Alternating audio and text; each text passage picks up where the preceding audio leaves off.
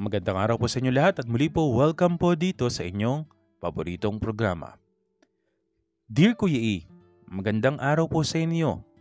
Just call me Porsche. Isa rin po ako sa mga taga-subaybay nyo Kuya E and please take care of yourself. Marami po kami nagmamahal at sumusuporta sa iyo Kuya E dahil inspiring po ang channel nyo.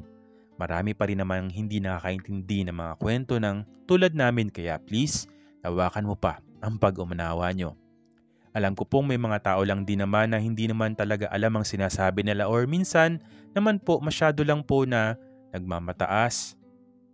Pupunahin nila ang mga mali na detalye sa bawat kwento. Kuya E, sa totoo po, masarap makinig sa inyo lalo na kapag after work at bago matulog. Minsan po nakakalimutan ko ang mga problema ko kaya salamat po. Kuya E, itong ibabahagi ko po sa inyo ay hindi na rin naman po bago. Tungkol po ito sa akin pong pinsan na nakakalakihan ko po na may ginagawa kami. Sa totoo rin po akala ko kakaiba rin ako pero nang marinig ang mga samot-saring kwento ng mga senders nyo tungkol sa kanilang pinsang lalaki ay nakapagpaluwag po ng aking dibdib. Hindi naman po pala ako naiiba. Nagsimula po ito Kuya E nung 15 years old ako. Pero alam ko naman po noon pa lang na nagkakagusto ko sa kapwa ko pero hindi sa aking pinsan na may mabilis na pangyayari. Nagbakasyon po kami noon Kuya E sa mga pinsan ko sa probinsya ng Quezon. Doon po ako sa kwarto ng pinsan ko nang itago natin sa pangalang Lindon. Si Lindon po Kuya E ay moreno at lalaking lalaki.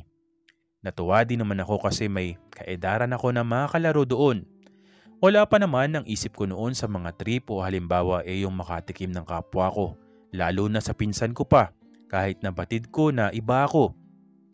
Nakikisama, nakikipaglaro pa rin ako bilang lalaki. Kumbaga walang hadlang, Kuya E, ang naramdaman ko. So hindi ko napag-isipan ng pinsan ko kahit na sa edad kong yun ay may say ang pinsan ko. Maganda ang katawan niya Kuya E kasi batak ang katawan niya. Siya ang nag-iisang anak na lalaki at puro babae na mga kapatid niya. Unang gabi Kuya E, unang gabi ng pagtulog sa kwarto niya. Madaldal si Lindon pero hindi ko naisip na may ibang mangyayari sa amin ng gabing yon. Patay ang ilaw at tinanong ko ni Lindon kung matutulog na ako. Sinabi ko sa kanya na hindi pa naman. Sabi niya sa akin, Kuya E, pinsan gusto mo ba na may gawin tayo? Sabi ko ano naman, gabi na baka mapagalitan pa tayo kapag lumabas tayo. Sabi naman niya, hindi naman. Pero wag ka maingay, baka mamaya isumbong mo ako. Sabi ko, ano nga yun? Sinabi niya sa akin Kuya E na huwag daw akong gagalaw at magre-react sa gagawin niya. Yung kamay niya nilagay sa dibdib ko at syempre, ginalaw yung utong ko. Nagulat ako pero syempre may kung anong init akong naramdaman. Sabi ko, ano yan pinsan? Sabi niya, ano okay ka lang ba? Sabi ko, okay na ano? Wala siyang sabi-sabi, inabot ang kamay ko Kuya E at inilagay sa paps niya. Malambot yon pero alam na. Pero alam mo may sinasabi. May ipagmamalaki. Sabi ko, pinsan, hindi ko alam. Anong gagawin ko o anong gusto mo? Bulong niya, pinsan, kainin mo kung gusto mo. Nagulat ako Kuya E sa salitang yun pero may anong kuryente sa akin na dumaloy. Ang kapangyarihan na pagiging mael. Ewan ko ba bakit ganun na binaba ko agad yun.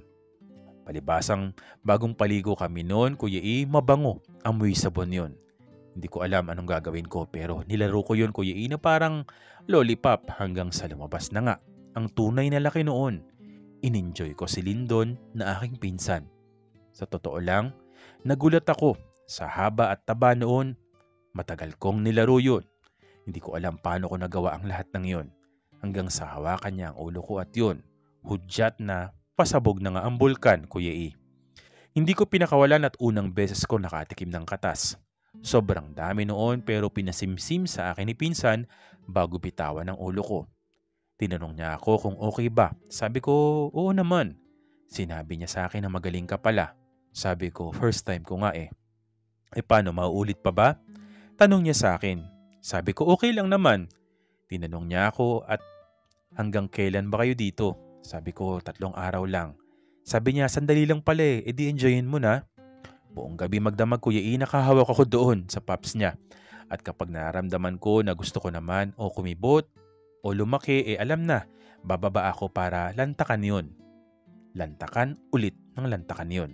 Hindi ko alam kung bakit ganun kabilis na parang close na close agad kami ni Lindon. Kinabukasan, pinasyal niya ako Kuya E kung saan-saan sa mga ilog tapos sinama niya ako na manghuli ng isda. Masaya ako Kuya E sa bakasyon na yon dahil kay Lindon. Bonus pa ang gabi na may nalalantakan ako. Sinubukan din niya Kuya E na lumantak sa akin pero sa tingin ko po, hindi naman po niya gusto yung ganon pero okay lang basta ako, in-enjoy ko siya. Marami akong ginagawa sa katawan niya na nagugustuhan niya, Kuya E. Parang lahat ng elko nailabas ko sa kanya na aking pinsan. Nasabi niya sa akin sana raw matagal pa ako roon. Sinabi niya sa akin na sana raw makapagbakasyon din siya sa amin. Nagsabi siya kay Papa at sinabi naman na sige kung gusto niya ay welcome sa amin. Nagulat sila na close agad kami ni pinsan. Hindi nila alam, may lihim kami sa mga nagdaang gabi. Iyon Kuya E ang isa sa karanasan ko na hindi malilimutan sa isa sa aking pinsan na si Lindon. Sa totoo po marami pa akong kwento Kuya E pero ito na po muna. Salamat po Kuya E sa pagbasa sa aking email at sana po ay huwag kayong magsawa sa aming mga supporter mo. Porsche. Unang-una maraming salamat sa iyo Porsche. No? Ayan, another pinsan story.